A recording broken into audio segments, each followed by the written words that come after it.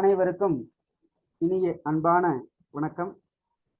இன்றைய பகுதியில் நாம் பார்க்க இருக்கக்கூடிய செய்தி இக்கால இலக்கியம் கவிதை. கவிதை பகுதியில் மன்சார் கவிஞர்கள் பற்றிய செய்தியை இந்த வகுப்பில் சிந்திக்க இருக்கின்றோம். முதலாவது நாம் பார்க்க இருக்கக்கூடிய கவிஞர் தா. பழமலை அவர்கள்.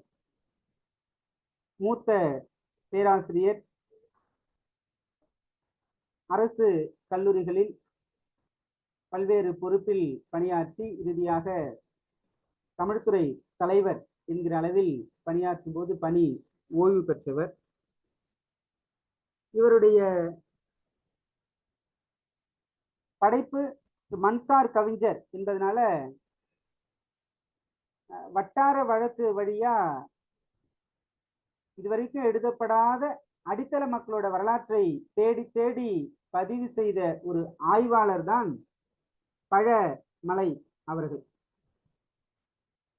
தன்னுடைய கவிதைகள் மூலமாக மக்களினுடைய வாழ்க்கையை பதிவு செய்தவர் இவர்.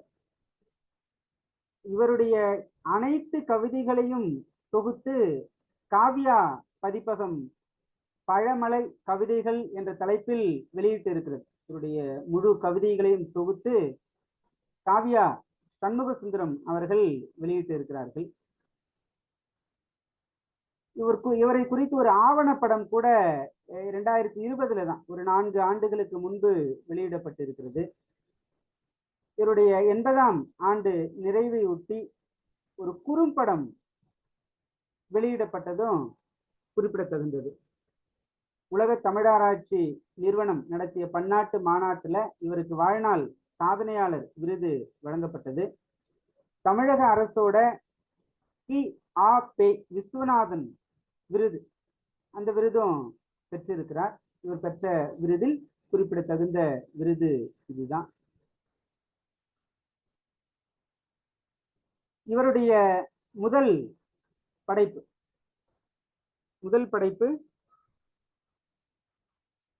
ஒரு பெரிய 3 தலைப்புகளில் அமைந்ததாக இருக்கிறது. 1978 தான் இவருடைய முதல் படைப்பு வெளிவந்தது. எழுதிக்கோங்க. அண்ணன் குப்புசாமி,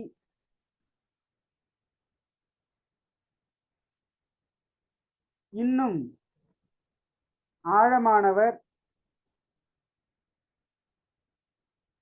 வாழ்க்கை குறிப்புகள் என்கிற ஒரு நூல். இந்த நூலை தவிர்த்து இவருடைய படைப்புகள் மேலும் பல இருக்கின்றன. அந்த செய்தியையும் நாம எழுதிக்கலாம். கவிதை தொகுப்புகள்.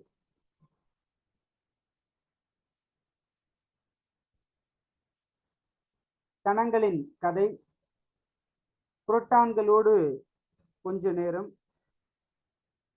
இவர்கள் வாழ்ந்தது, இன்றும் என்றும், முன் நிலவு காலம், புறநகர் வீடு, இரவுகள் அழகு, வேறு ஒரு சூரியன்,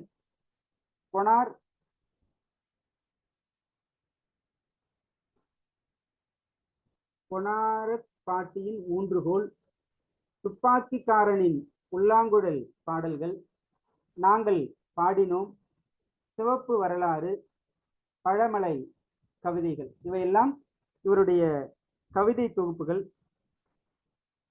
இவருடைய கட்டுரை நூல்கள்.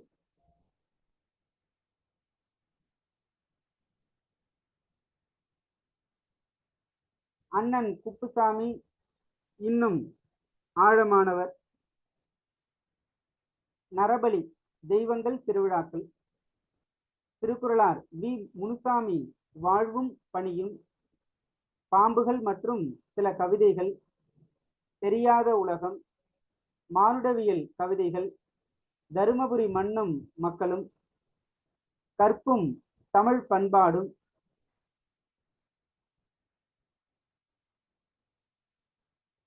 எதிர்வினை, இவையெல்லாம் இவருடைய கட்டுரை நூல்கள். அடுத்தடுத்து வரக்கூடிய கவிஞர்களுக்கெல்லாம் செய்திகள் சுருக்கமாகத்தான் இருக்கும். அவர்களை பற்றி இன்னும் கூடுதல் தகவல்கள் இருந்தால் நீங்க பதிவு செய்யலாம்.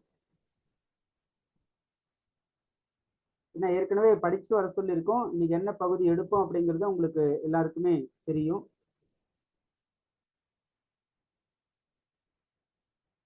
கூடுதல் செய்திகள்.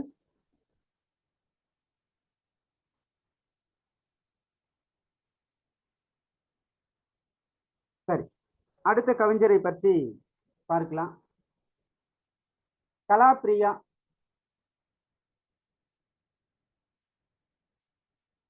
பெயரை கேட்டவுடனே கலாப்ரியா அப்படின்னா ஒரு பெண் பெயரோ என்று கூட என்ன தோன்றும்.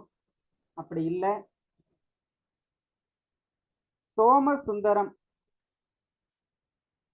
என்பதுதான் இவருடைய இயற்பெயர். எம்ஜிஆரோட ரசிகனா இருந்தவர். எம்ஜிஆர் திமுகல இருந்தப்ப அவருடைய ரசிகனாக இருந்து தொண்டனாக தீவிரமாக பணியாற்றியவர். 1950 பிறந்தவர் கலாப்ரியா. சோமசுந்தரம் அவர்கள். கலாப்ரியாவின் இயற்பெயர் சோமசுந்தரம்.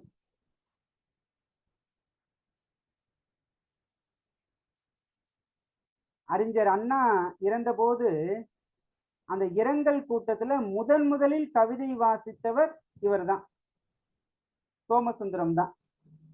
அண்ணாவின் இரங்கல் கூட்டத்தில் முதலில் கவிதை வாசித்தவர்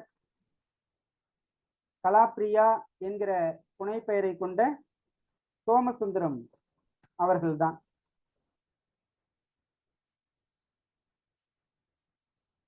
இந்த கலாப்ரியா அப்படிங்கிறது வேற யாரும் இவருக்கு கொடுத்த பட்டம் கிடையாது. இவரே தனக்கு சூட்டி கொண்ட ஒரு பட்டப்பெயர் தான் கலாப்ரியா. இந்த பொருணை என்று ஒரு கையெழுத்து இதழ், அந்த இதழை நடத்தியவர் யார் தெரியுமா? வண்ணநிலவன். அந்த வண்ணநிலவன் நடத்திய பொருணை என்கிற கவிதை இதழில் தன்னுடைய கவிதை எழுதும் போதுதான் கலாப்ரியா என்று தனக்குத்தானே பெயரை சூட்டிக் கொண்டார். அதற்கு பிறகு நிறைய இதழ்கள்ல தன்னுடைய படைப்புகள் எழுதியிருக்கார்.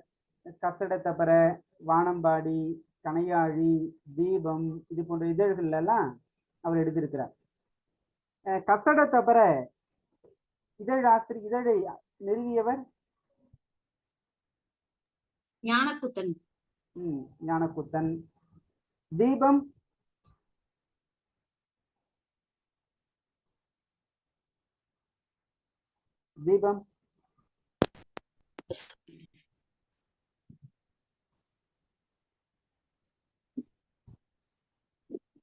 ஏன்னா அடிக்கடி நம்ம இதை நினைவுக்கு கொண்டு வந்துட்டே இருந்தாதான் மறக்காம இருக்கும். அதே போன்று பார்த்தசாரதி தீபம் இதழாசிரியர். ஆமா, நான் பார்த்தசாரதி தீபம். அவர் பார்த்தாலே வெளிச்சம்தான், தேவன் தான். கணையாழி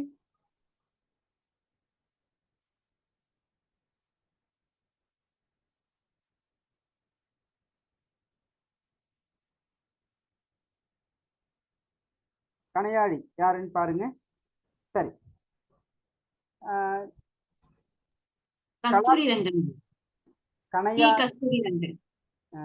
சரி, ஆண்டு பக்கத்துல இருக்குங்களா? இல்லைங்க, தெரியல. சரி,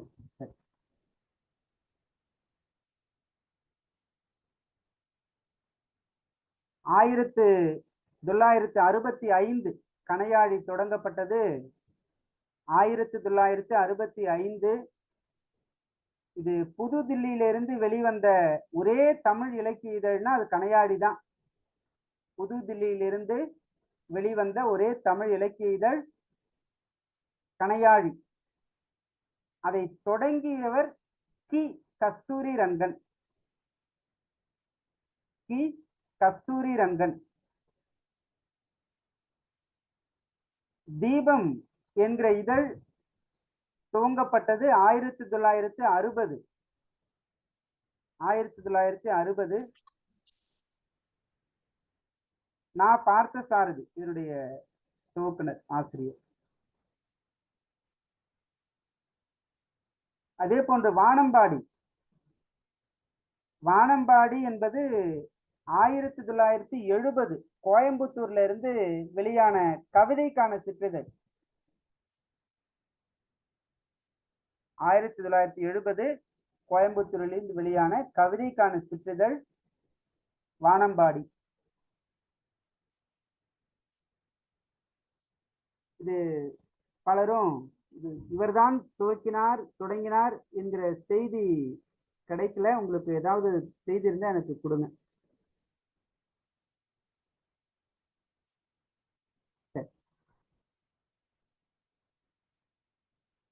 இந்த கலாப்ரியா என்கிற சோமசுந்தரம் இவரே ஒரு இதழை துவங்கி இருக்கிறார். அவர் துவங்கிய இதழ் தான் நிர்மால்யம். நிர்மால்யம் எழுதிக்கோங்க. 1974. ஆக வானம்பாடிக்கு முன்பே கணையாடி இருந்திருக்கு. கணையாடி 65, தீபம் 60, வானம்பாடி 70.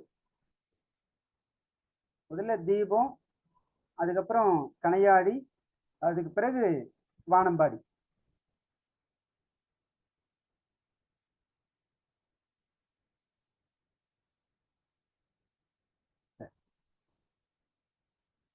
இவர் துவங்கிய இதழ், கலாப்ரியா அவர்கள் துவங்கிய இதழ் நிர்மால்யம் என்பது. இவர் கவிதை, கட்டுரை என்கிற 2 நிலைகள்ல படைப்புகளை படிச்சிருக்காரு. நாவல், ஒரு 3 நாவல் இலக்கியத்தை இவர் எழுதியிருக்கிறார். கலாப்ரியா என்கிற சோமசுந்தரம் அவர்கள் ஒரு 3 நாவல் இலக்கியத்தை எழுதியிருக்கிறார். இவருடைய படைப்புகளை பார்க்கலாம்.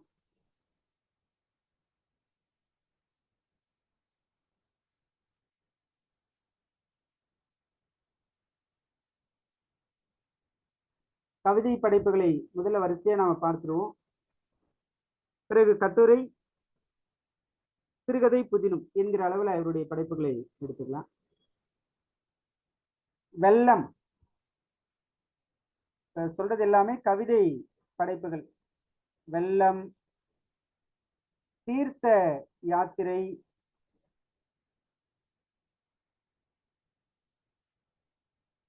மாற்றாங்கு,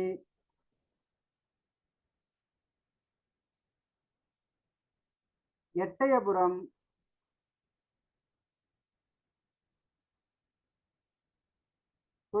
சுயம்வரம் மற்றும் கவிதைகள். சுயம்வரம் மற்றும் கவிதைகள். உலகெல்லாம் சூரியன். உலகெல்லாம் என தொடங்கும் நூல்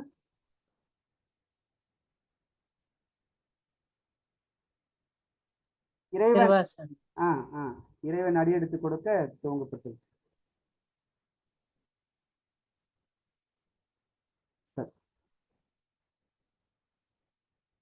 பொதுவாகவே இந்த திராவிட கழகத்தோடு ஈடுபட்டவங்க எல்லாமே அந்த சூரியன் என்பதோடு தொடர்புடைய வகையில ஏதாவது ஒரு படைப்பை எடுத்து வச்சிருப்பாங்க. அனிச்சம் என்கிற படைப்பு, பிறகு வனம் புகுதல் என்கிற படைப்பு, எல்லாம் கலந்த காற்று, எல்லாம் கலந்த காற்று, தண்ணீர் சிறகுகள், தண்ணீர் சிறகுகள்,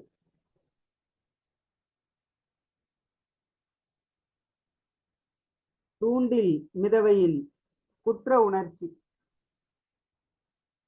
தூண்டில் மிதவையின் குற்ற உணர்ச்சி, சொந்த ஊர் மழை, சொந்த ஊர் மழை இல்ல மண்சார் நிலை என்பது. பனிக்கால ஊஞ்சல்,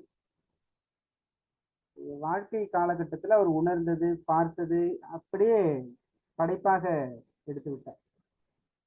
பேனாவுக்குள் அலையாடும் கடல், பேனாவுக்குள் அலையாடும் கடல். மௌனத்தின் வயது, மௌனத்தின் வயது. கலாப்ரியா கவிதைகள் என்றே வந்திருக்கு, அவர் பெயர் அதுல இருக்கிறதுனால அது எளிமையானது என்பதனால அது கொடுக்கல. சங்க காலத்து வெயில், அமைதி என்பது பழகிய ஓசை,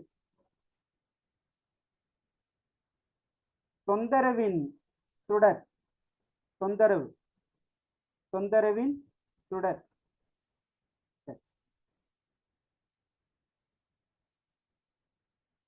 அடுத்து கட்டுரை தொகுப்புகள்.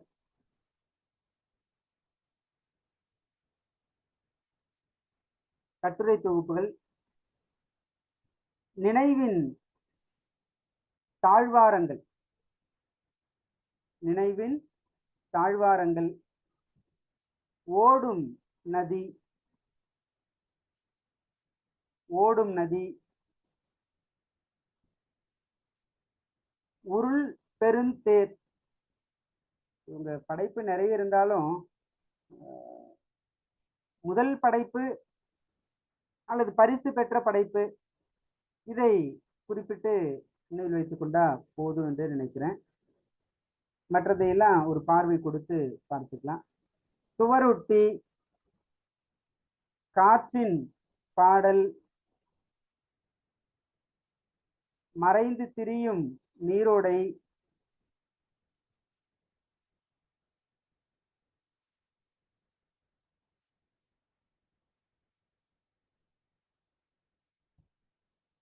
மையத்தை பிரிக்கிற நீர்வட்டங்கள்,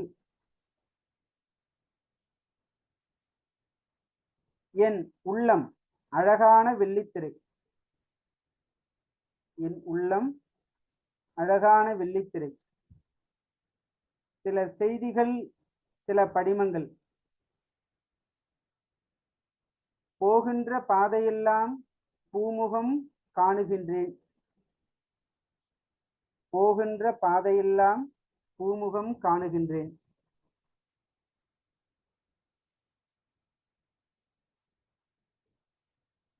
தமிழ் சினிமா பற்றியும் ஒரு கட்டுரை எழுதியிருக்கிறார். பாடல் என்றும் புதியது, பாடல் என்றும் புதியது. அன்பெனும் தனி ஊசல், அன்பெனும் தனி ஊசல்.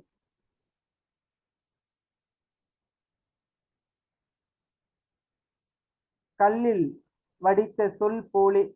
இது இவருடைய நேர்காணலை நூலாக வந்த படைப்பு. கல்லில் வடித்த சொல் போலே. நாவல் இலக்கியம்.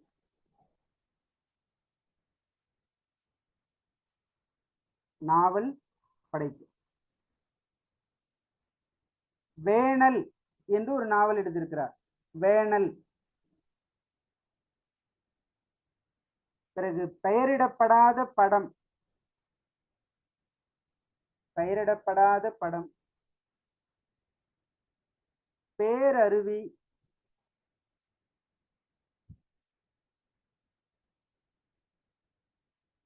நான்கு நாவல் கிடைக்கிறது. மாக்காலை, மாக்காலை என்பது.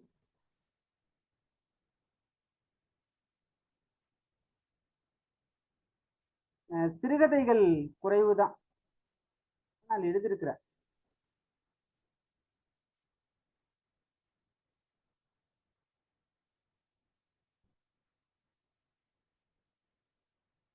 வானில் விழுந்த கோடுகள், வானில் விழுந்த கோடுகள்.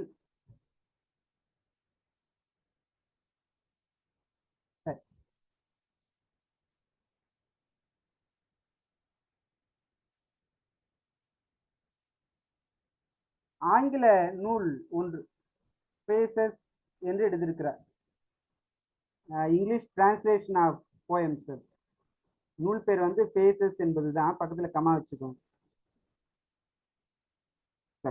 தமிழக அரசின் கலைமாமணி விருது பெற்றவர், சிற்பி இலக்கிய விருது பெற்றவர்,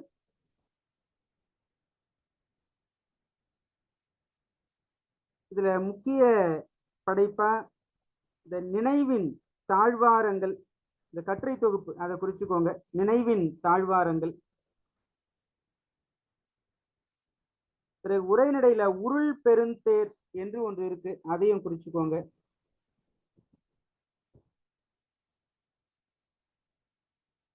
உருள் பெருந்தேர்.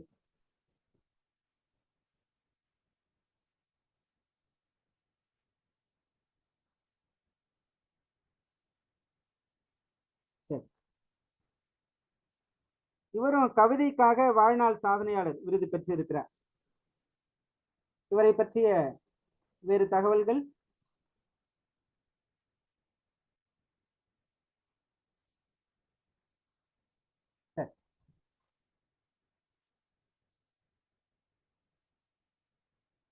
நாம அடுத்த படைப்பாளரை குறித்து சிந்திக்கலாம்.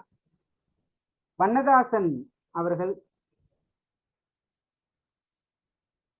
வண்ணதாசன் என்கிற புனைப்பெயர்ல சிறுகதைகள் எழுதியிருக்கிறார். கல்யாண்ஜி என்கிற புனைப்பெயரில் கவிதைகள் எழுதியிருக்கிறார். அதனால்தான் வண்ணதாசன் அவரை கல்யாண்ஜி என்றும் குறிப்பிடுவாங்க. என்னன்னா, அந்த வண்ணதாசன் கல்யாண்ஜி இரண்டுமே புனைப்பெயர் தான். சிறுகதை படைப்பை வண்ணதாசன் என்கிற பெயர்லையும், கவிதை படைப்புகளை கல்யாண்ஜி என்கிற பெயர்லையும் படைத்தவர் சி கல்யாண சுந்தரம். திருநெல்வேலி பகுதியில் பிறந்தவர் சி கல்யாண சுந்தரம். அவருக்கு தான் வண்ணதாசன் என்கிற ஒரு புனைப்பெயரும் கல்யாண்ஜி என்கிற புனைப்பெயரும் உண்டு.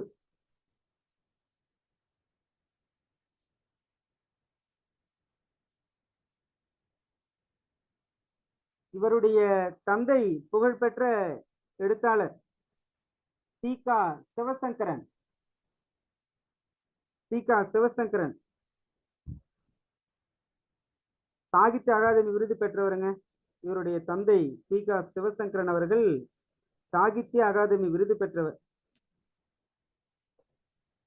சரி, அவரை பற்றி பிறகு ஒரு இடத்துல பார்த்துக்கலாம்.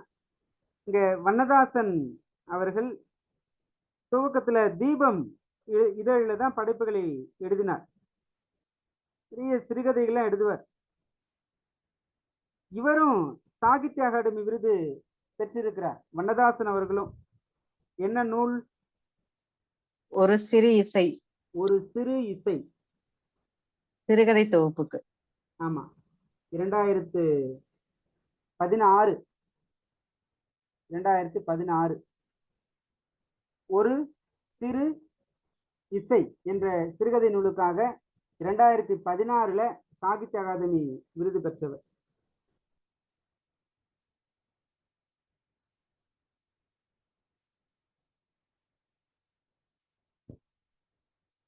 இவரும் வாழ்நாள் சாதனையாளர் விருதை பெற்றிருக்கிறார்.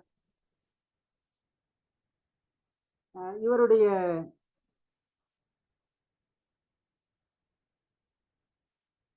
முக்கியமான படைப்புகளை பார்க்கலாம்.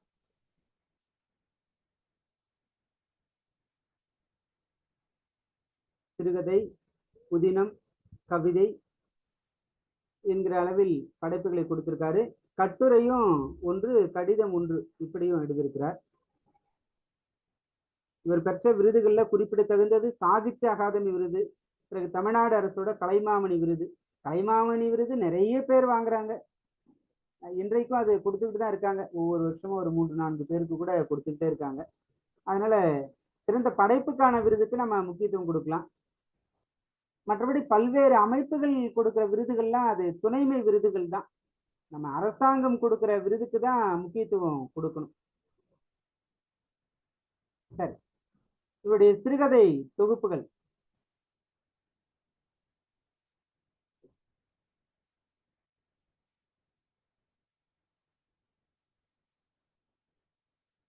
கலைக்க முடியாத ஒப்பனைகள், தோட்டத்துக்கு வெளியிலும் சில பூக்கள், சமவெளி, பெயர் தெரியாமல் ஒரு பறவை, மனுஷா மனுஷா, கனிவு, நடுகை, உயரப்பறத்தல், கிருஷ்ணன் வைத்த வீடு, ஒளியிலே தெரிவது, சில இறகுகள், சில பறவைகள், ஒரு சிறு இசை. ஒரு சிறு இசை முக்கியத்துவம் போட்டு நம்ம நினைவில் எடுத்துக்கலாம். இவருடைய புதினம் ஒரு புதினம்.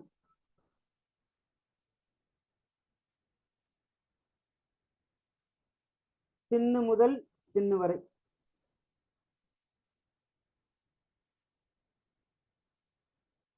சின்னு முதல் சின்னு வரை. கவிதை தொகுப்புகள் ஒரு 5 தொகுப்புகள் உண்டு. கவிதை தொகுப்புகள் 5. புலரி, முன்பின், ஆதி, அந்நியமற்ற நதி, மணல் உள்ள 6 கவிதை தொகுப்புகள். அகம்புறம் என்று ஒரு கட்டுரை நூல், நல்ல நூல். அகம்புறம். வண்ணதாசன் கடிதங்கள் என்று அவர் பெயர் வெளிப்படுமாறு ஒரு நூல் இருக்கு. வண்ணதாசன் கடிதங்கள்.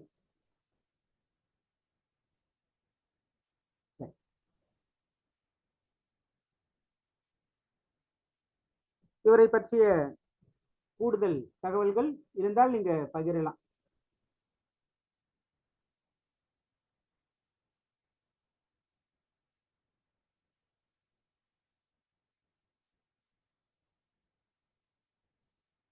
அடுத்து நாம் பார்க்க இருக்கக்கூடிய கவிஞர்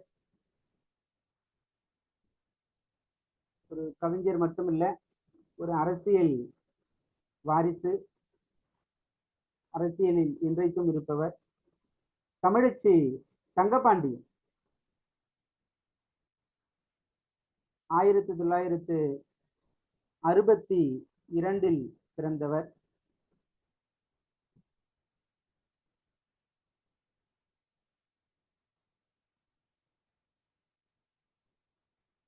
சட்டமன்றம், நாடாளுமன்றம் என்று இந்த நாடாளுமன்ற உறுப்பினராக உயர்ந்தவர்.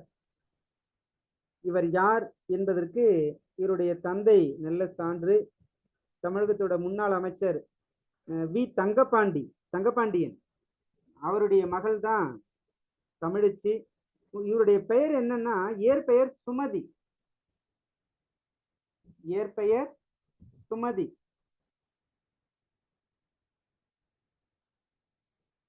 தமிழ்நாடு பள்ளி கல்வித்துறை அமைச்சரா இருந்தார் ஒருத்தர். முதல் பள்ளி கல்வித்துறை அமைச்சர் அவர் தான். யாருன்னா தங்கம் தென்னரசுன்னு ஒருத்தர், எல்லாருக்கும் தெரிஞ்சு. ஆமா, அவரோட அக்கா தான் இவங்க. தங்கம் தென்னரசோட அக்கா தான் தமிழச்சி தங்கபாண்டியன் அவர்கள்.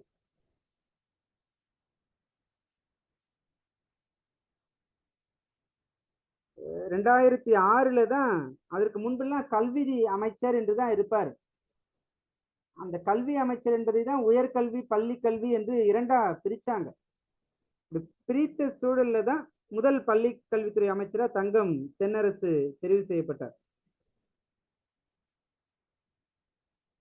சரி, சுமதி அவர்கள். சுமதினா அவர் யாரும் இல்ல, தமிழச்சி தங்கபாண்டியன் தான். மதுரையில கல்லூரி படிப்பை படித்தவர். தியாகராசர் கல்லூரியில ஆங்கில இலக்கியம் பயின்றவர். அதிலேயே முதுகலை பட்டமும் பெற்றவர். பிறகு இலங்கை புலம்பெயர் தமிழர்களின் ஆங்கில படைப்பிலக்கிய வெளிப்பாடுகள், ஒரு புரிதலுக்காக, இதுதான் அவருடைய PhD டாபிக். அதுவும் ஆஸ்திரேலியாவில் வாழும் இலங்கை புலம்பெயர் தமிழர்களின் ஆங்கில படைப்பிலக்கிய வெளிப்பாடுகள், இந்த தலைப்பில் தான் ஆய்வு செய்து முனைவர் பட்டம் பெற்றார். சென்னை ராணிமேரி கல்லூரியில ஆங்கில பேராசிரியராக பணியாற்றினார். அதற்கு பிறகு விருப்ப ஓய்வு பெற்று அரசியலில் ஈடுபட்டார். திமுக அதாவது திராவிட முன்னேற்ற கழகத்துல தன்னை இணைத்து கொண்டு மகளிர் அணியில ஒரு பெரிய பொறுப்புல இருக்காங்க. சின்ன வயசுலயே பரதநாட்டிய கலை கற்றவர். சரி, இதுல அவருடைய அரசியல் வாழ்க்கை, இவருடைய இலக்கிய பங்களிப்பை நாம பார்ப்போம். முதல்ல இவருடைய இலக்கிய பங்களிப்புன்னா ஒரு கவிதை தாங்க. அதுவும் தன்னுடைய தந்தையார் தங்கபாண்டியன் இறந்த போது ஒரு கையறு நிலை பாடல் எழுதினார். அது குங்குமம் இதழில் வெளிவந்தது. அதுதான் இவருடைய முதல் படைப்பு, தந்தையாருக்காக எழுதிய கையறு நிலை பாடல். அதற்கு பிறகு கவிதை தொகுப்புகள், கட்டுரை தொகுப்புகள் என்றெல்லாம் வெளியிட்டு இருக்கிறார். அதை ஒரு பார்வை பார்த்துலாம். திமுக ஆட்சி நடக்குது.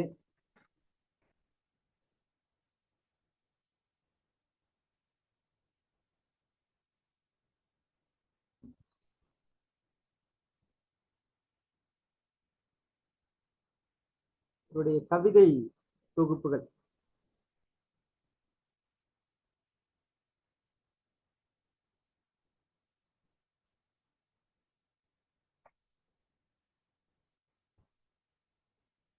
ஒரு 5 கவிதை தொகுப்புகள்.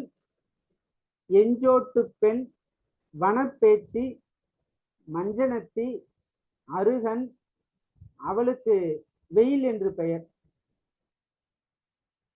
இதை அடுத்து கட்டுரை தொகுப்புகளும் எழுதியிருக்கிறார்.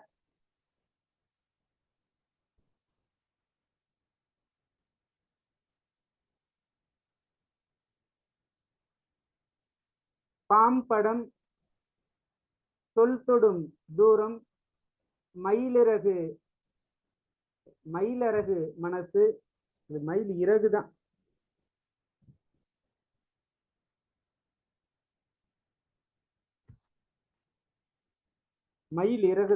மயிலிறகு மனசு.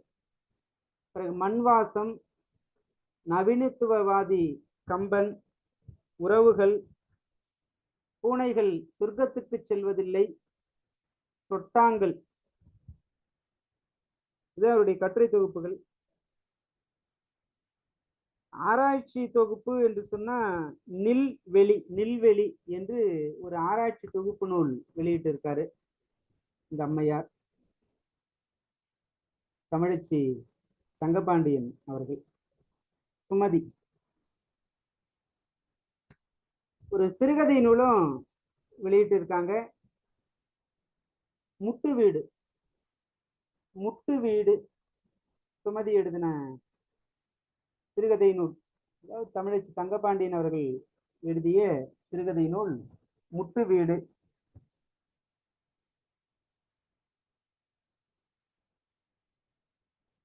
இவருடைய ஆங்கில நூல் ஒன்றும் வெளியிடப்பட்டிருக்கு. 2 நூல் ஆங்கில நூல் இருக்கு. அந்த தகவலை கொடுக்கிறேன்.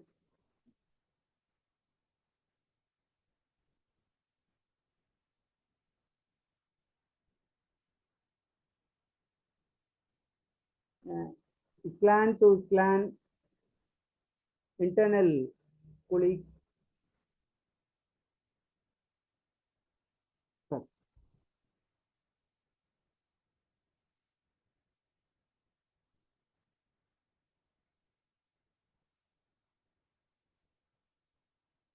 இவரை பற்றிய விமர்சன செய்திகளை எல்லாம் நூலாகவே வெளியிட்டு இருக்காங்க.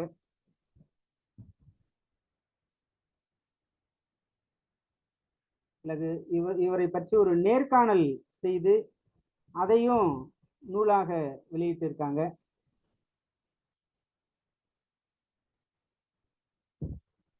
விமர்சன நூல்கள் காலமும் கவிதையும், காற்று கொணர்ந்த கடிதங்கள், பேச்சரவும் கேட்டிலையோ என்கிற நேர்காணல் தொகுப்பு. சரி,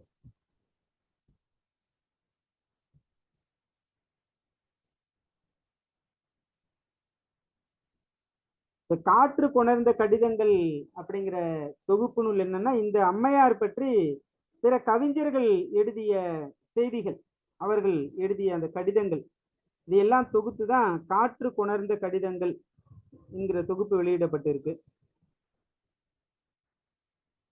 சரி,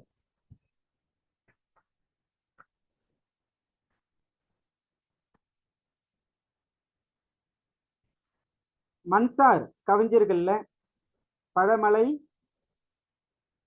சோமசுந்தரம், அதாவது கலாப்ரியா என்று அழைக்கப்படுகிற சோமசுந்தரம், பிறகு வண்ணதாசன், கல்யாண்ஜி என்று அழைக்கப்படுகிற சி கல்யாண சுந்தரம், அடுத்து தமிழச்சி தங்கபாண்டியன், இவர்களை பற்றிய செய்திகளை பார்த்திருக்கோம்.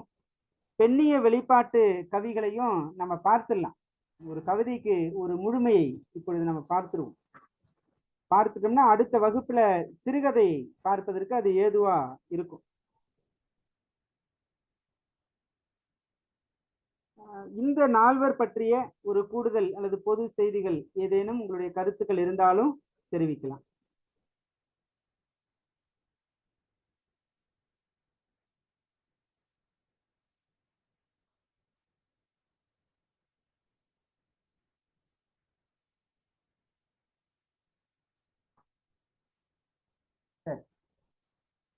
பெண்ணிய வெளிப்பாட்டு கவிகள், பெண்ணிய சிந்தனை கவிஞர்கள், பெண்ணிய விடுதலை, பெண் துன்பத்தை கண்டு போராடிய அந்த நிலைகள், இவற்றையெல்லாம் தன்னுடைய படைப்புகளாக வெளியிட்ட கவிஞர்களைத்தான் பெண்ணிய வெளிப்பாட்டு கவிகள் என்கிற நிலையில நம்ம பார்க்கிறோம்.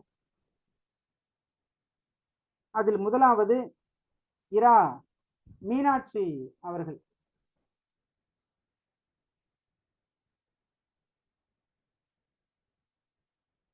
இரா மீனாட்சி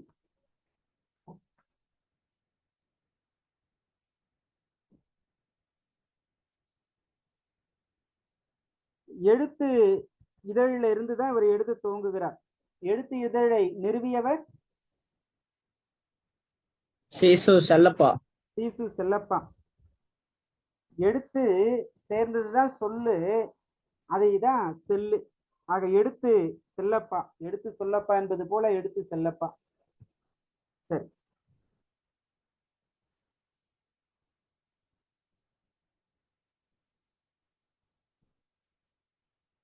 இவருடைய முக்கியமான ஒரு அடையாளம் என்று பார்த்தோம்னா இவருடைய படைப்புல உதய நகரிலிருந்து என்று துவங்குகிற ஒரு நூல்.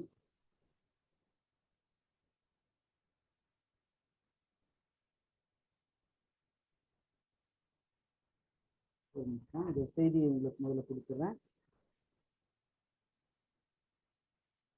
இது தமிழ் வளர்ச்சித்துறையின் பரிசு பெற்ற ஒரு நூல், உதய நகரில் இருந்து, புதுக்கவிதை நூல்.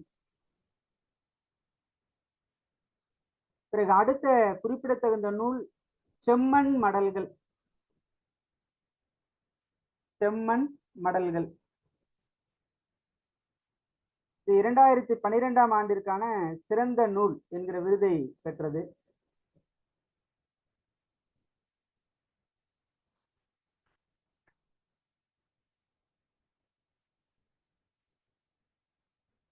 மற்றபடி இவருடைய கூடுதல் படைப்புகள்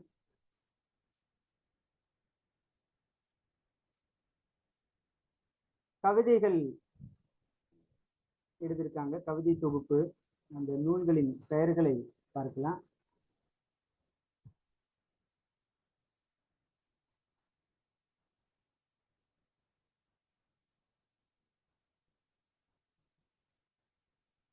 கவிதை நூல்கள் நெருஞ்சி, சுடுபூக்கள், தீபாவளி பகல். மீனாட்சி அவர்களுடைய படைப்புகள் நெருஞ்சி, சுடுபூக்கள், தீபாவளி பகல், மறுபயணம், மீனாட்சி கவிதைகள், வாசனை புல், உதய நகரிலிருந்து, கொடி விளக்கு, செம்மண் மடல்கள், ஓவியா என்கிற படைப்புகள்.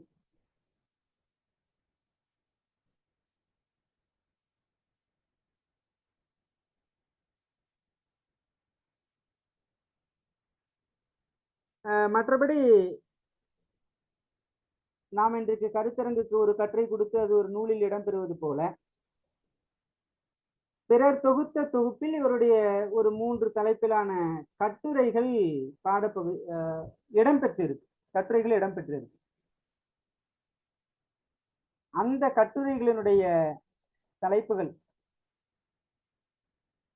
பரத்தல் அதன் சுதந்திரம், பொங்குதேர் வாழ்க்கை, சிற்றகல் என்பன.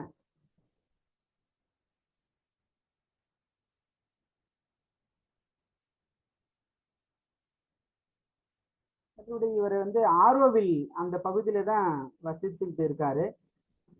அதனால அரவிந்தர் மீதும் இவருக்கு ஈடுபாடு, இவருடைய கருத்துக்கள உடன்பாடு உண்டு. இணைய ஆசிரியராக மகாகவி பாரதியார் பற்றியும் அரவிந்தர் பற்றியும் நூல் எழுதியிருக்கிறார். இணைய ஆசிரியராக.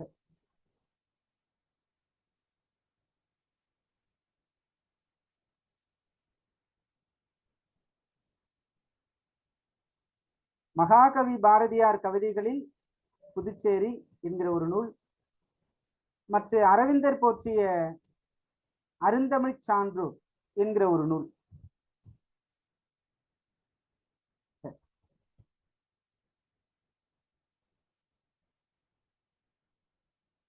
ஆய்வு நூல்கள் சிலவற்றையும் வெளியிட்டிருக்கிறார். ஆய்வு நூல்கள்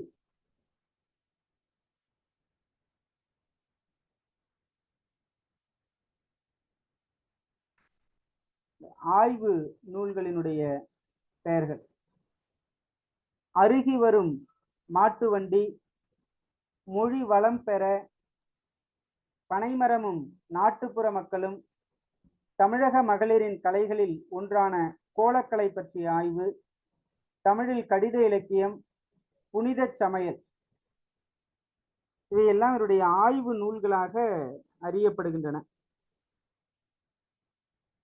ஆக இரா மீனாட்சி இவருடைய முக்கிய படைப்பா ஏற்கனவே துவக்கத்திலே 2 சொல்லியிருந்தோம்.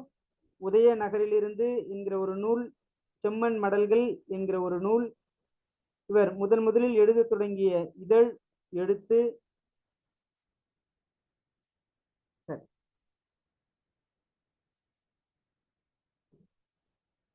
இவரை பற்றிய தங்கள் கருத்து?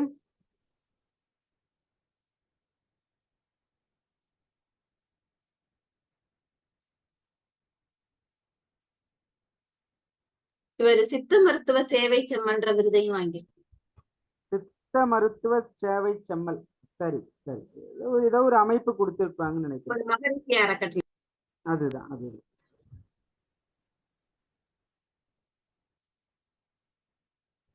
சரி,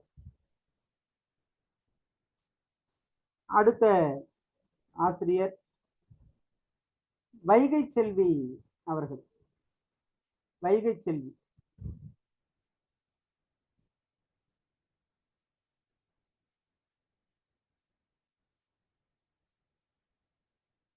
கவிஞர் வைகை செல்வி.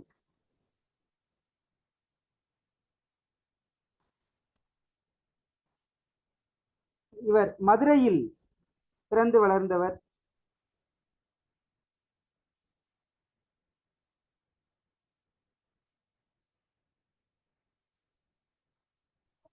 இரண்டாயிரத்தி 5ஆம் ஆண்டு ஒரு இதழ் வெளியிடப்பட்டது. என்ன இதழ்னா வானகமே வையகமே என்கிற ஒரு இதழ். இவருடைய அந்த இதழ் பற்றி நான் செய்தி சொல்றேன். இந்த வைகை செல்வி அவர்கள் தமிழ்நாடு மாசு கட்டுப்பாட்டு வாரியத்துல ஒரு அதிகாரியாக பணியாற்றி வரக்கூடியவர். ஆக தமிழ் சார்ந்த ஆசிரியர் என்கிற நிலை இல்லை என்பதற்காக நான் சொல்ல வரேன். அவர் மாசு கட்டுப்பாட்டு வாரியத்தின் ஒரு அதிகாரியாக பணியாற்றி வருகிறார். என்றாலும் பள்ளி பருவம் முதலே கவிதைகள் எழுதி வருபவர். ஒரு 20 ஆண்டுகளா கவிதை கட்டுரைகள் இதெல்லாம் கதைகள்லாம் எழுதிக்கிட்டு இருக்காங்க. மற்றபடி இந்த வானகமே வையகமே என்கிற ஒரு இதழ் 2005ஆம் ஆண்டு வெளியிடப்பட்டது. இது ஒரு மாசு கட்டுப்பாட்டு துறை என்பதனால அங்க சூழ்மண்டல கண்காணிப்பு இதழ் என்று ஒரு இதழே அங்கிருந்து வருது. அதுல இது நம்ம பூமி என்று ஒரு தலைப்புல தொடர்ச்சியா இந்த அம்மையார் கட்டுரை எழுதிக்கிட்டு இருக்காங்க. இது நம்ம பூமி என்கிற தலைப்பில் கட்டுரையை தொடர்ச்சியா எழுதிக்கிட்டு இருக்காங்க. இது 2 மாதத்திற்கு ஒரு முறை வரக்கூடிய இதழுங்க. வானகமே வையகமே என்பது. வானகமே வையகமே.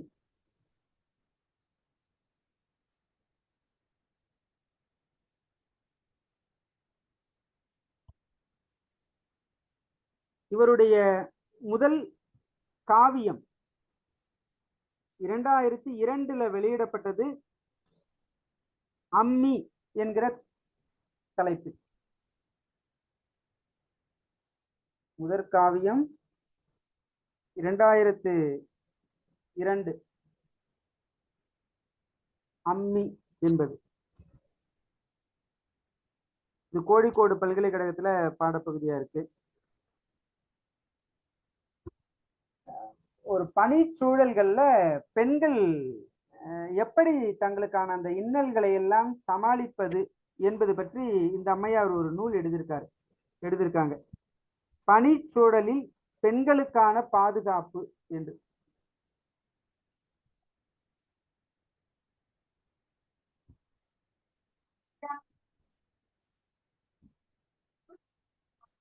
பணிச்சூழலில் பெண்களுக்கான பாதுகாப்பு என்று.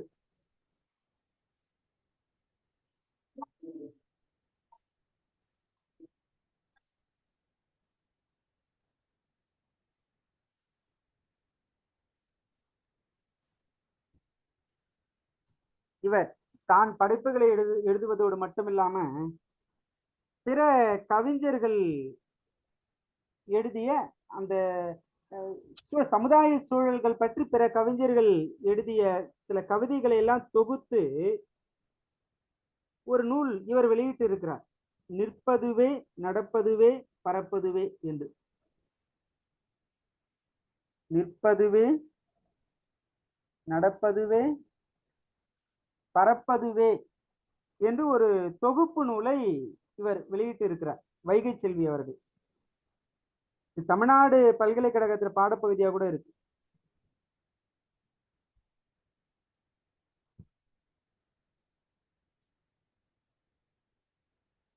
சரி, இவர் பிற கவிஞருடைய படைப்பை தொகுத்து இப்படி வெளியிட்டாரு. வைகை செல்வியினுடைய படைப்புகளை எல்லாம் ஒன்று சேர்த்து காவியா பதிப்பகம் ஒரு நூல் வெளியிட்டு இருக்கு. கறிவேப்பிலை செடியும் நெட்டிலிங்க மரங்களும்.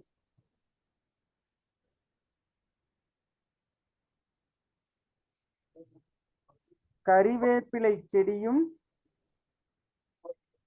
நெட்டிலிங்க மரங்களும்.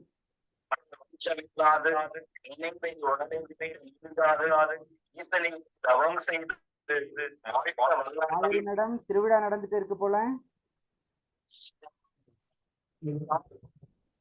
சரி சரி சரி.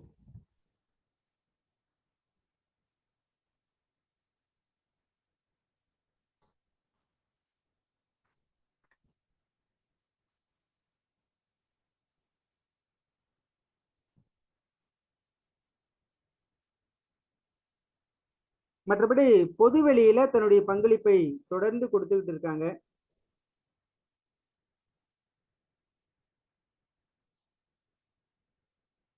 இவரை பற்றிய முனைவர் பட்ட ஆய்வுகளும் வந்திருக்குங்க.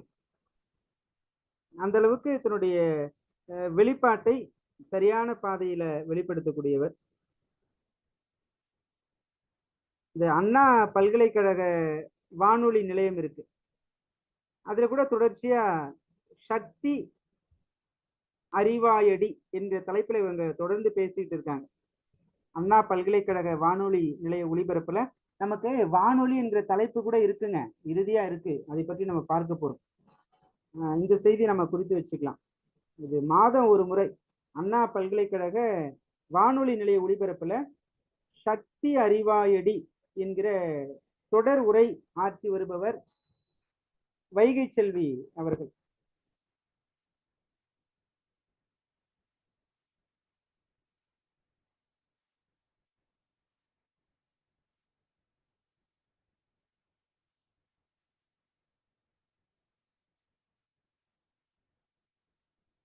ஆக மாசு கட்டுப்பாட்டு வாரியத்துல பணி செய்யறதுனால இந்த விழிப்புணர்வு, பெண்களுக்கான விழிப்புணர்வு, இயற்கை சூழல் பற்றிய விழிப்புணர்வு சார்ந்த சிந்தனைகள் அதிகம் கொண்டவர் தான் இவர்.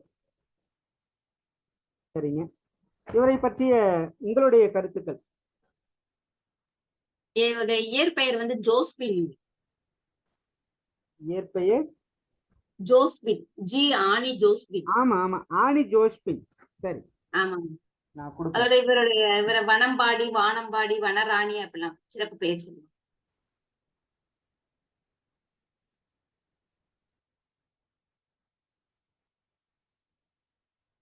இயற்பெயர் வந்துட்டு ஆனி ஜோஸ்பின்.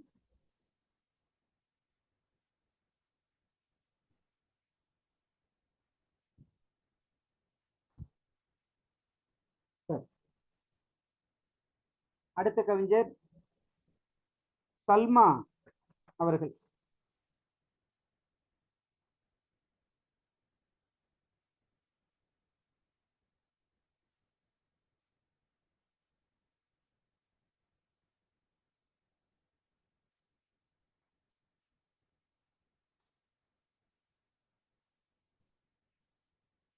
சல்மா, கவிஞர் சல்மா இப்போ தமிழ்நாடு சமூக நல வாரிய தலைவரா இருக்காங்க.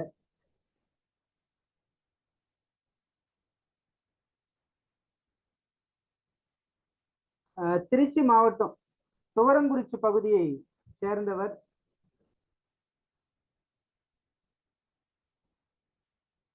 இவர் நல்ல அரசியல்வாதியும் கூட.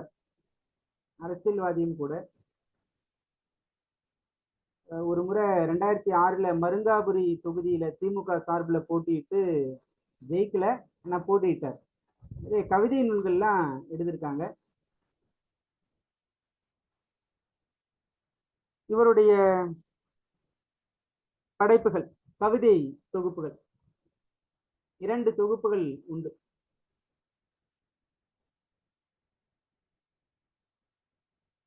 இவர் பிறப்பு இப்பதான் 1967, சமகாலத்தை சேர்ந்தவர்கள் இவங்கெல்லாம்.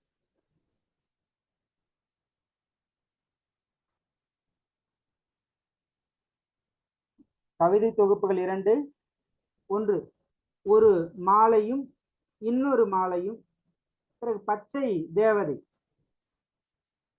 2 புதினங்கள் எழுதியிருக்கிறார்.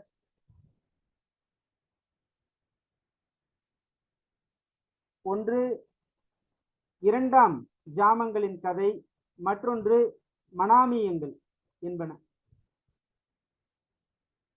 இவரை குறித்து ஒரு ஆவணப்படம், இன்றைக்கு பெரும்பாலும் பெரிய பொறுப்புல இருக்கிறவங்களுக்கு ஆவணப்படம் வருவது இயற்கை.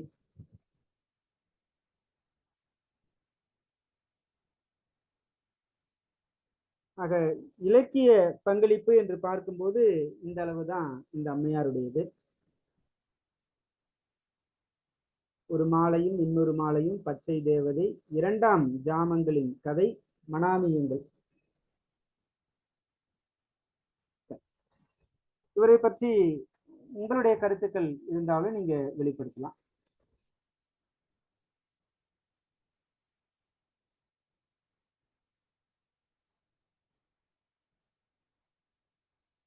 அரசியல், தற்கால பெண் அரசியல்வாதிகளிலேயே மூத்தவராக இருக்கக்கூடிய ஒரு கவிஞர் கனிமொழி அவர்கள். கனிமொழி கருணாநிதி அவர்கள் 1968, இவர் பிறந்தது 1968.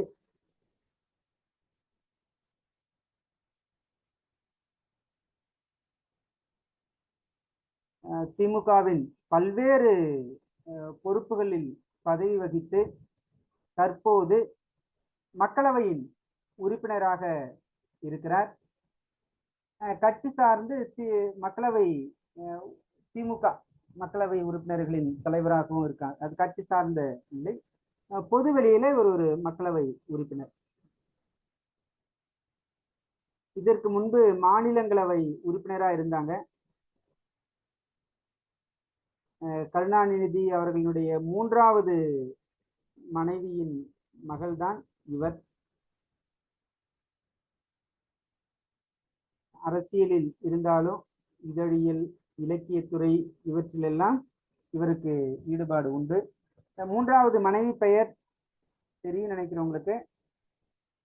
ராஜாத்தி அம்மா. ஆமா, ராஜாத்தி அம்மாள். அந்த அம்மாவுக்கு முதல் மகளா பிறந்தவர் தான் இவங்க. பிறந்தது வந்து திருச்சி தான், ஸ்ரீமுஷ்ணம். நான் படிச்சதெல்லாம் சென்னை தான்.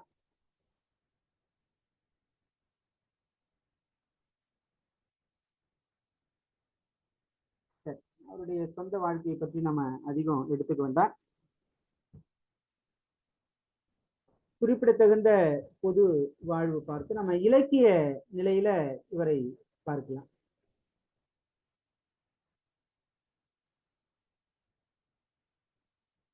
இவர் கருத்து என்கிற ஒரு இணையதளத்தை நடத்தி வராரு.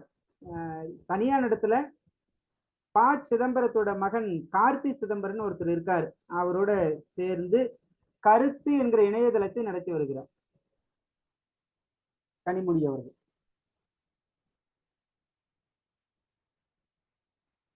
ஆரம்பத்துல தி ஹிந்து நாளிதழோட துணை ஆசிரியராக கூட பணியாற்றி இருக்கார். தமிழ் முரசு, குங்குமம் இந்த பத்திரிகையிலையும் பணியாற்றி இருக்கிறார். இவருடைய இலக்கிய படைப்புல ஒரு குறிப்பிடத்தகுந்த படைப்பு என்ன அப்படின்னா, சென்னை சங்கமம்னு ஒரு நிகழ்ச்சிங்க. இந்த சென்னை 2007ஆம் ஆண்டுதான் முதலா அது ஒரு நிகழ்ச்சி நடத்துறாங்க. அதை ஒருங்கிணைத்தவர் தமிழ்நாடு அளவில் கனிமொழி அவர்கள் தான்.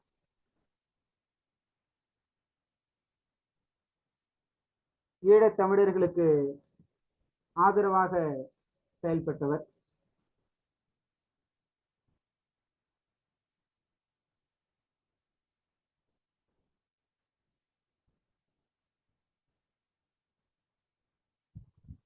ஒரு 3 முறையா மத்திய அளவுல மாநிலங்களவை, மக்களவை இப்படி மாறி மாறி உறுப்பினரா இருக்காங்க.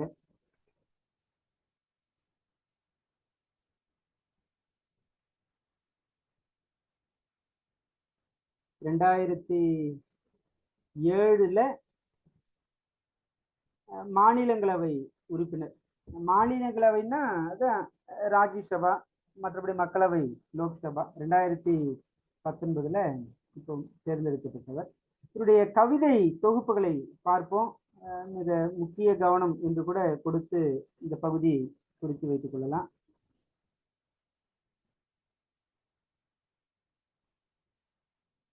கருவறை வாசனை, அகத்திணை, பார்வைகள், கருக்கும் மருதாணி என்று ஒரு 4 கவிதை தொகுப்புகள்.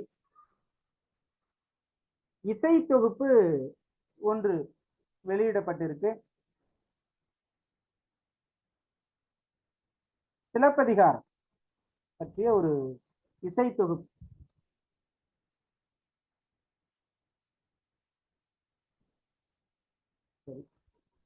இலக்கிய ரீதியா இவரை பற்றிய உங்களுடைய கருத்துக்கள்?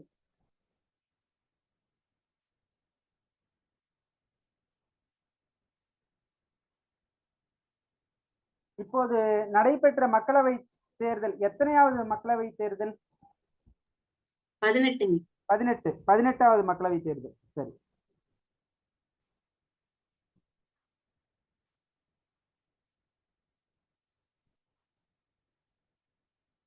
கனிமொழி அவர்களை தொடர்ந்து உமா மகேஸ்வரி அவர்கள்.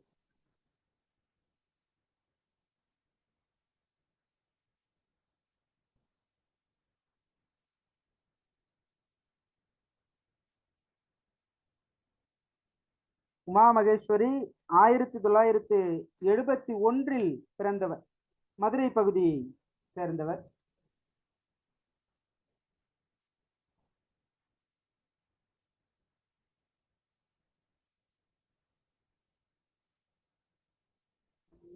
நிறைய விருதுகள்லாம் வாங்கியிருக்காங்க. 1985 முதல் எழுத்து பணியை மேற்கொண்டு வராங்க. இவருடைய படைப்புகளை நேரடியாக பார்க்கலாம்.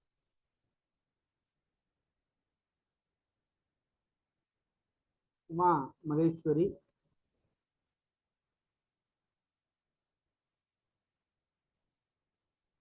இவருடைய படைப்புகள் ஒவ்வொன்றா பார்க்கலாம்.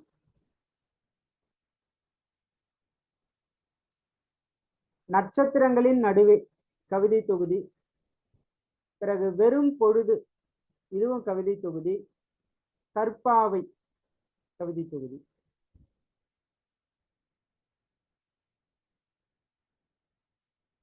பிறகு இறுதிப்பூ,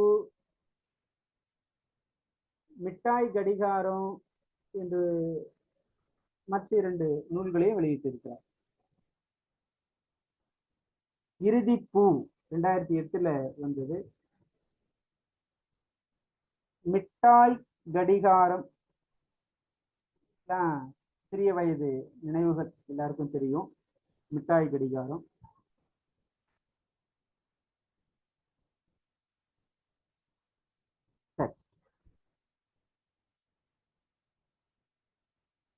ஒரு சிறுகதை தொகுப்பு மரப்பாச்சி. மரப்பாச்சி கவனிச்சுக்கலாம். இந்த நூலை மரப்பாச்சி என்கிற சிறுகதை தொகுதி.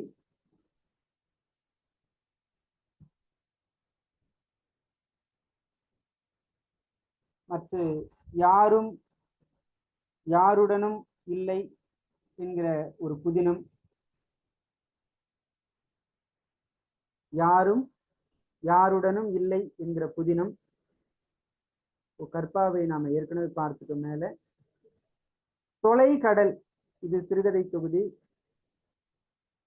அரளி வனம், இதுவும் சிறுகதை தொகுதி. இறுதிப்பூ நம்ம ஏற்கனவே சொல்லிவிட்டோம், அதை மீண்டும் எழுத வேண்டாம், கவிதை தொகுதி. அஞ்சாங்கல் காலம், அஞ்சாங்கல் காலம் இது நாவல். பிறகு உமா மகேஸ்வரி கதைகள் என்று அது ஒரு தனி நூல். அஞ்சாங்கல் காலம் என்பது ஒரு நாவல், அங்க கமா வச்சுக்கணும். அடுத்ததான் உமா மகேஸ்வரி கதைகள் வைக்கணும்.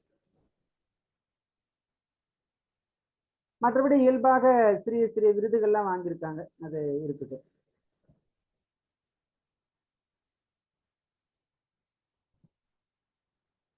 கூடுதல் தகவல்கள் விரிவா இவருக்கு இல்லை அப்படிங்கிறதுனால ஒரு மேற்பார்வைக்காக இவர் பெற்ற விருதுகள்: கதா தேசிய விருது, திருப்பூர் தமிழ்ச்சங்க விருது, இந்தியா டுடேயின் சிகரம் விருது, ஏழாவது இலக்கிய பரிசு, இலக்கிய சிந்தனை இலக்கிய பரிசு, கவிஞர் சிற்பி இலக்கிய பரிசு, நஞ்சன்கூடு திருமலாம்பாள் விருது. இவர்களை பற்றிய செய்திகள்: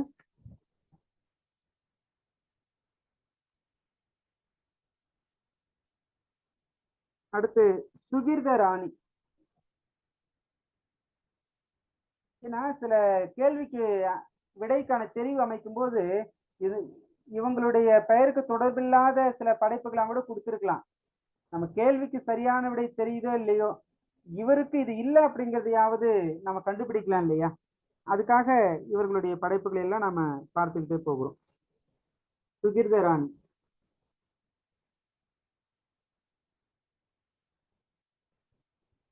தலித் இலக்கியத்துல பெண்ணியம் தொடர்பான தன்னுடைய பங்களிப்பை வழங்கக்கூடியவர் சுகிர்த ராணி அவர்கள்.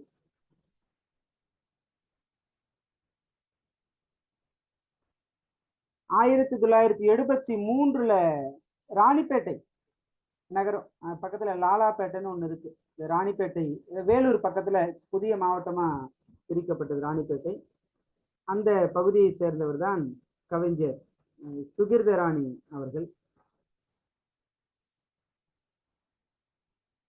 ஒரு பள்ளி ஆசிரியர், அரசு பள்ளி ஆசிரியராக பணி செய்யக்கூடியவர். 1990க்கு பிறகுதான் கவிதைகளை மிகுதியாக எழுதக்கூடியவர்.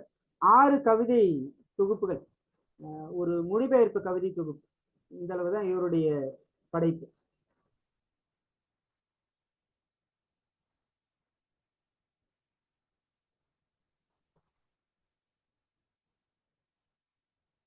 படைப்புகளை பார்த்துடலாம். சுகிர்தராணி அவருடைய படைப்புகள்.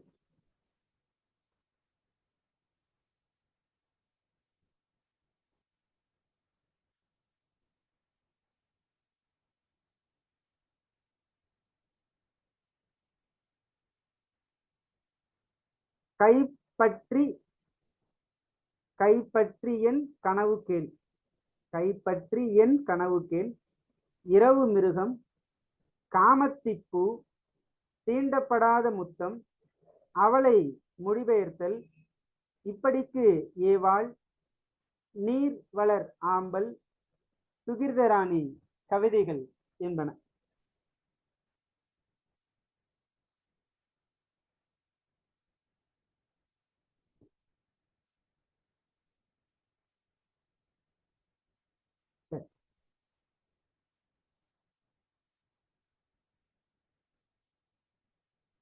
சாதிய அடக்குமுறை தொடர்பான சிந்தனைகள்லாம் இவருடைய படைப்புல பார்க்க முடியும்.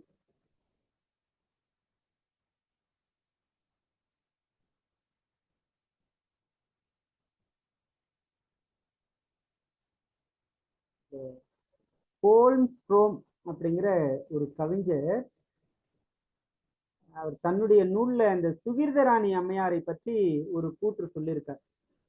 என்னன்னா, புதிய பிறப்பின் அனைத்து கரடுமுரடான மற்றும் உடல் யதார்த்தத்துடன் ரத்தத்தில் ஊட்டும் ஒரு குழந்தை மொழியை தேடுபவர் என்று சொல்லியிருக்காங்க. இந்த செய்தியும் கொடுக்குறேன். சுகிர்தராணி எப்படிப்பட்டவங்கன்னா, புதிய பிறப்பின் அனைத்து கரடுமுரடான மற்றும் உடல் யதார்த்தத்துடன் ரத்தத்தில் ஊட்டும் ஒரு குழந்தை மொழியை தேடுபவர் என்று கவிதை மொழியில சொல்லியிருக்காங்க. சரி, மற்றபடி இயல்பான சில விருதுகளை பெற்றிருக்கிறார். மேலும் செய்திகள் இவரை பற்றி. அடுத்த கவிஞர் ஸ்பான்சர் செய்தார்னு ஒரு விருதை வாங்க மறுத்தாங்க. என்ன விருதுமா? அந்த இந்தியன் எக்ஸ்பிரஸ் குழுமம் ஒண்ணு தேவி விருதுன்னு கொடுத்தாங்க. சரி சரி. அது அதானி குழுமம் ஸ்பான்சர் பண்றதுனால அந்த விருது மறுத்தாங்க, வேண்டான்னு மறுத்துட்டாங்க. சரி. ஆமா.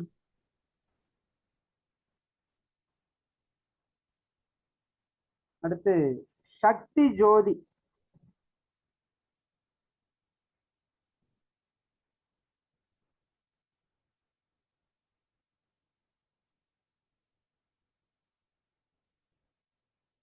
சக்தி ஜோதி அவர்கள் ஒரு நல்ல கவிஞர், கட்டுரையாளர், பேச்சாளர், விவசாயி, சமூக பணியாளர் என்று பல நிலைகளில் தன்னுடைய பங்களிப்பை கொடுத்திருக்காங்க. திண்டுக்கல் மாவட்டத்தை சேர்ந்தவர்.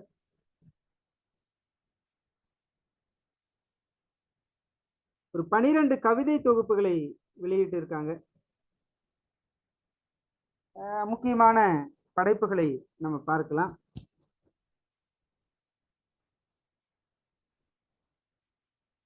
இவருடைய தொழில் என்று பார்த்தோம்னா, இந்த மின்சார வாரியத்துல இளநிலை கட்டிட பொறியாளரா பணி செய்து வருகிறார்.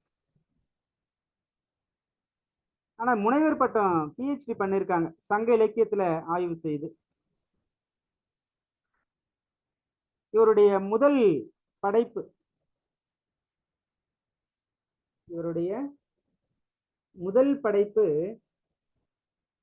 2008 வெளியிடப்பட்டது. நிலம் புகும் சொற்கள்.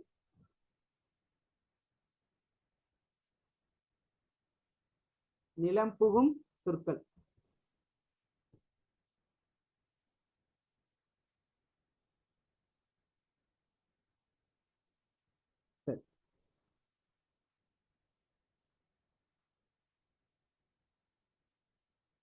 பிறகு 2021 கனவின் முற்றத்தில் தரையிறங்கும் தாரகைகள், இது ஒரு கவிதை நூல்.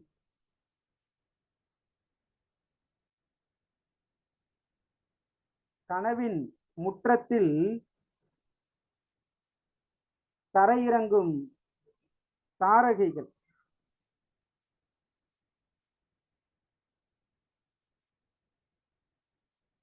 இரண்டாயிரத்தி 21 வெளியிடப்பட்ட படைப்பு. இடைப்பட்டு ஒரு இந்த இரண்டோடு சேர்த்து ஒரு 10 ஆக 12 தொகுப்புகள் வெளியிட்டிருக்காங்க.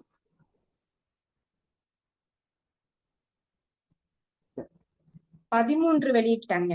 கடைசியா சொல்லினும் நல்லாள்னு ஒரு சொல்லினும் நல்லாள்னு 23. Right right. ஆமாங்க. கடந்த ஆண்டு வந்தது.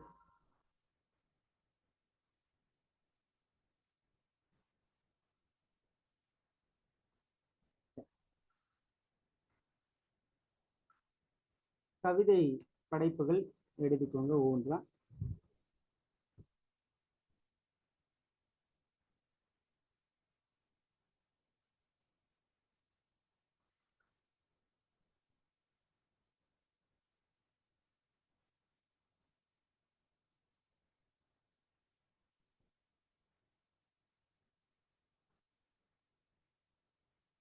நிலம் புகும் சொற்கள், கடலோடு இசைத்தல், எனக்கான ஆகாயம், காற்றில் மிதக்கும் நீலம், தீ உறங்கும் காடு, சொல் எனும் தானியம், பறவை தினங்களை பரிசளிப்பவள், மீன் நிறத்தில் ஒரு முத்தம், இப்பொழுது வளர்ந்து விட்டால், மூங்கிலரிசி வெடிக்கும் பருவம், வெள்ளி வீதி, கனவின் முற்றத்தில் தரையிறங்கும் தாரகைகள். இறுதியா சொல்லினும் நல்லாள்.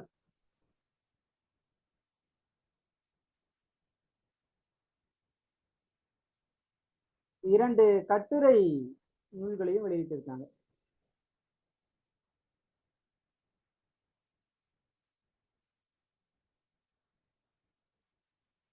ஒவ்வொன்றா எடுத்துக்கிட்டே வாங்க.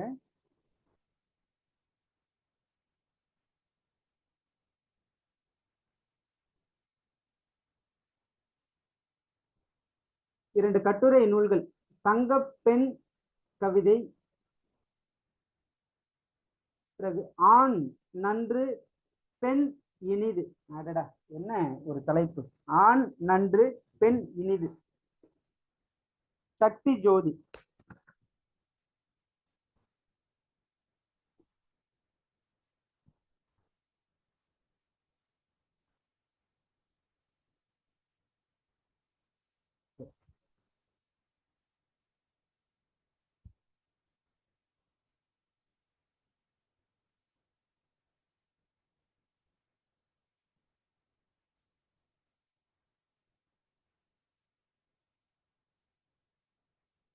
சிற்பி அறக்கட்டளை விருது நிறைய முறை பெற்றிருக்கக்கூடிய அம்மையார் இவங்கதான், சக்தி ஜோதி.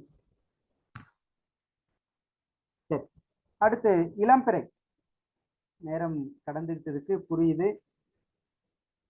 இந்த இளம்பிறை, புதிய மாதை, இவங்க படைப்புகளை மட்டும் பார்த்துட்டு வகுப்பை நிறைவு செஞ்சிடலாம்.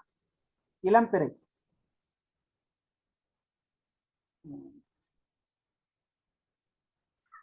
இளம்பிறை அவர்கள்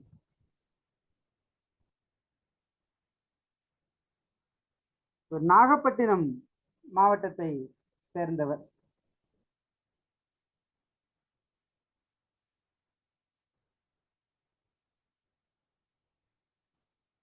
இவருடைய இயற்பெயர் வந்து கா பஞ்சவர்ணம் என்பதுதான்.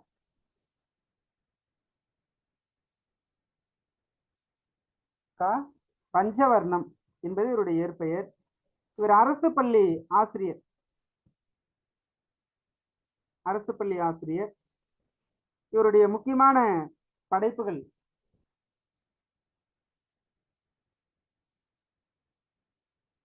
இளவேனில் பாடல்கள்,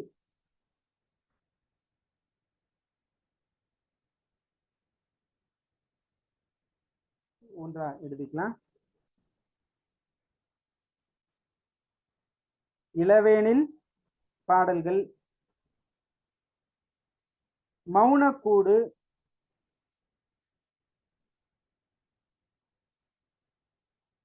ஆண்டு பெயர் பக்கத்திலேயே எழுதுறது ஆண்டு பெயர், நிசப்தம், நிசப்தம்,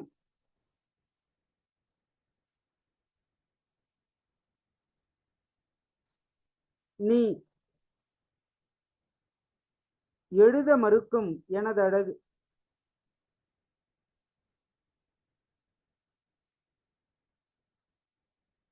நீ எழுத மறுக்கும் எனதழகு. இதெல்லாம் கவிதை தொகுப்புகள். இவருடைய ஒரு சிறுகதை தொகுப்பும் உண்டு, மனுஷி அப்படின்னு இளம்பெறை எடுத்திருக்கிறார்.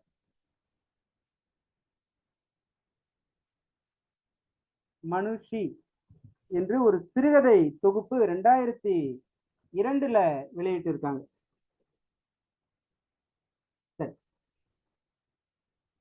அடுத்த கவிஞர் புதிய மாதவி. புதிய மாதவி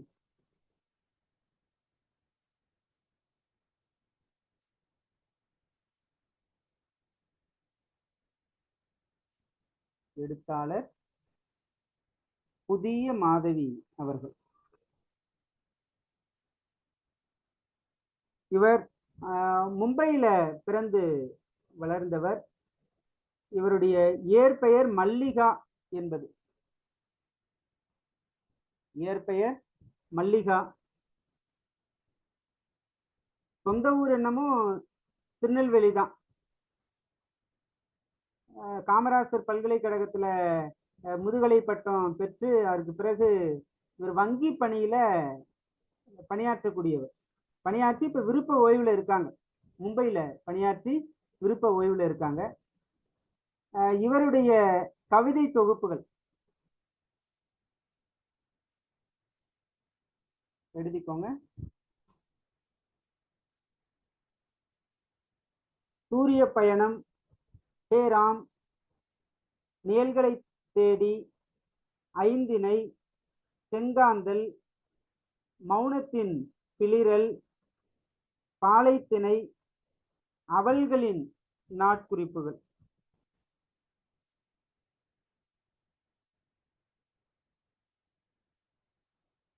சரி,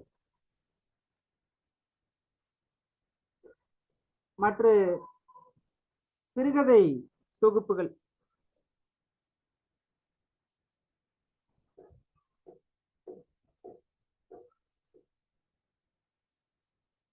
சிறுகதை தொகுப்புகள்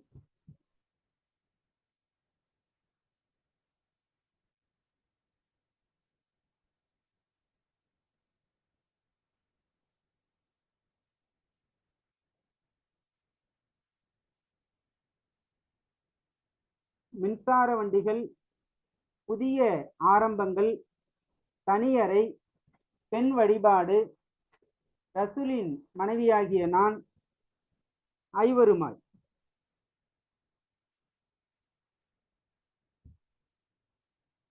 நாவல்கள் ஒரு 3 இருக்கு.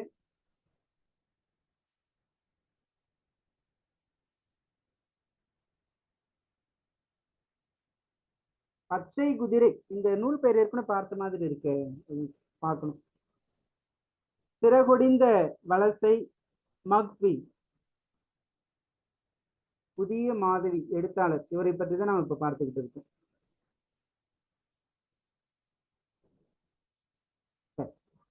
நாவல்களை தொடர்ந்து கட்டுரை தொகுப்புகள்.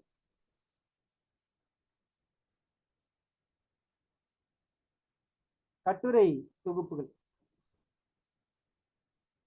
சிறகசைக்கும் கிளிகூண்டுகள், மழைக்கால மின்னலாய், ஊமை தசும்புகள், செய்திகளின் அதிர்வலைகள், பெண் உடல் பேராயுதம், சைத்திய பூமி.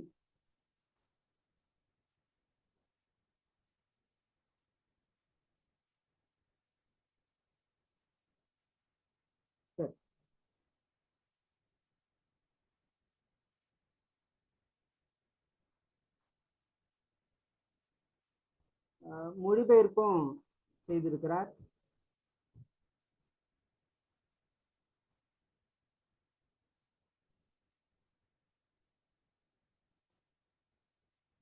இரண்டு நூல் மொழிபெயர்ப்புலாம் சற்று நம்ம கவனம் கொடுத்தே பார்த்துக்கலாம்.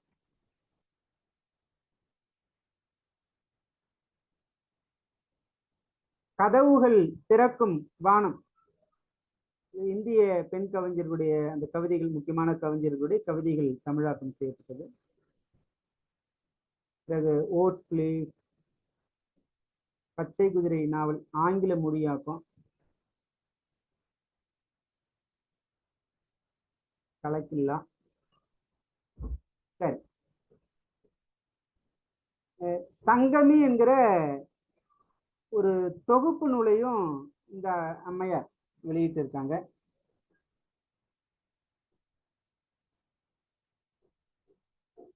சரிங்க, இந்த அளவில் இன்றைய பாடப்பகுதியை நாம நிறைவு செய்கிறோம். இக்கால இலக்கியம் பகுதியில கவிதை என்கிற பகுதி இந்த அளவில் நிறைவடைகிறது. நாம் இதுவரைக்கும் பார்த்த கவிஞர்களை எல்லாம் தொடர்ந்து மீள்பார்வை செய்ய வேண்டியிருக்கு. அதை படிச்சுக்கிட்டே வாங்க. அடுத்த வகுப்பில் அடுத்து வரக்கூடிய பகுதி சிறுகதை இலக்கியம். சிறுகதை இலக்கியம் பற்றி அடுத்த வகுப்பில் நாம் பேசலாம். அனைவருக்கும் நன்றி. வாழ்க வளமுடன்.